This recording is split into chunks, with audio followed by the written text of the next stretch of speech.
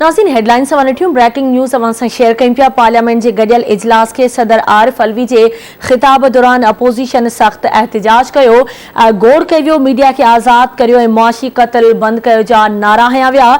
Opposition member एहतजाज बाद ऐवान में वॉकआउट करे विया, जड॒हिं त पार्लियामेंट की गैलरी में धरणो हणी वेठल सहाफ़ियुनि के एहतजाज में बिलावल भुट्टो ऐं ॿियनि शिरकत कई। अपोजिशन भले गोड़ करे पर खेनि हक़ीक़तूं मञणियूं पवंदियूं। उम्मीद आहे त सियासी पार्टियों इलेक्ट्रॉनिक वोटिंग मशीन की हिमायत कंदियूं। इहो चवण हुयो सदर आरिफ अलवी जो।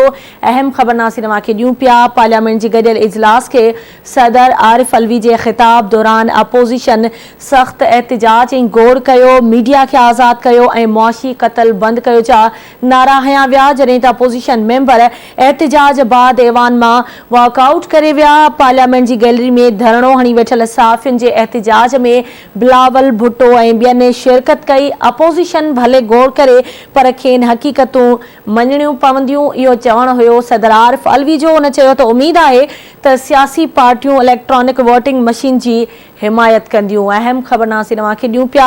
पार्लियामेंट के गडियल इजलास के सदर आरिफ अलवी के खिताब दौरान अपोजिशन सख्त एहतजाज कंदे गोड़ कयो, जड॒हिं त मीडिया के आज़ाद करियो ऐं मुआशी कत्ल बंद करियो जा नारा हया विया। अपोजिशन मेंबर एहतजाज बाद ऐवान मां वॉकआउट करे विया। पार्लियामेंट की गैलरी में धरणो हणी वेठल सहाफ़ियुनि के एहतजाज में बिलावल भुट्टो ऐं ॿियनि शिरकत कई। सदर आरिफ अलवी जो इहो चवण हुयो त अपोजिशन भले गोड़ करे पर खेनि हक़ीक़तूं मञणियूं पवंदियूं। उम्मीद आहे त सियासी पार्टियों इलेक्ट्रॉनिक वोटिंग मशीन की हिमायत कंदियूं।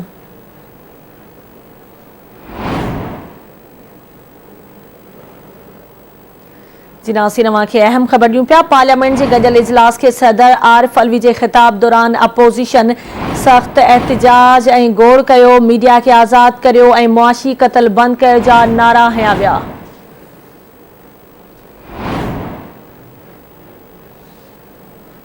अपोजिशन मेंबर एहतजाज बाद ऐवान में वॉकआउट करे विया। पार्लियामेंट की गैलरी में धरणो हणी वेठल सहाफ़ियुनि के एहतजाज में बिलावल भुट्टो ऐं ॿियनि शिरकत कई। सदर आरिफ अलवी जो इहो चवण हुयो त अपोजिशन भले गोड़ करे पर खेनि हक़ीक़तूं मञणियूं पवंदियूं। उम्मीद आहे त सियासी पार्टियूं इलेक्ट्रॉनिक वोटिंग मशीन की हिमायत कंदियूं।